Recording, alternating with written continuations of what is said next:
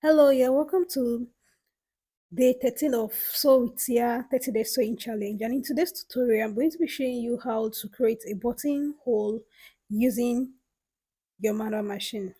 Now, the first thing you want to do is to know the size of the button you are going to be working with.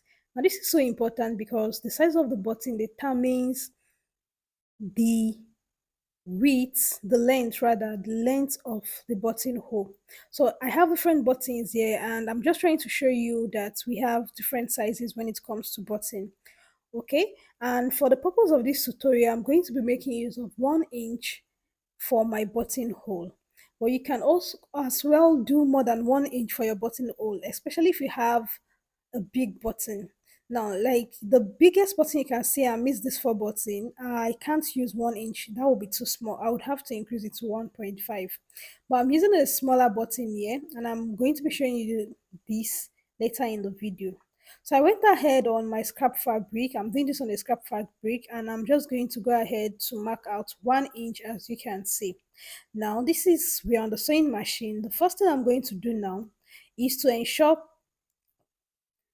that my button will fit in. So you can see that that button is way bigger, it won't fit in. So I'm going to be working with this button that is less than 1 inch.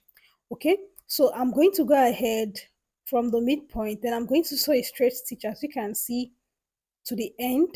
When I get to the end, I'm going to lift my presser foot up, then turn my needle, then I'm just going to stitch once, then I'm going to go again lengthwise, and I'm going to sew till I get to the end where I make that horizontal line. Then I'm going to lift up my needle again. Then I'm going to turn my fabric, then I'm just going to stitch once, then turn the needle again, then sew straight downward. Now, this is the same thing I'm going to keep doing. I'm going to be repeating this about 10 times depending on what you want and how satisfied you are with the results of your buttonhole. So you're going to take your time to do this. As you can see, I took my time to do this. And when you are done, just go ahead to trim out your excess thread. And this is what it's going to give you. Now, all you need to do is to go in with your razor blade or your seam ripper or your blade, whatever you have, then just go ahead to make an opening would be perfect for your button. You might need to bring your button to cross check, and just keep doing this until you get the perfect fit. I hope this is helpful to a beginner out there.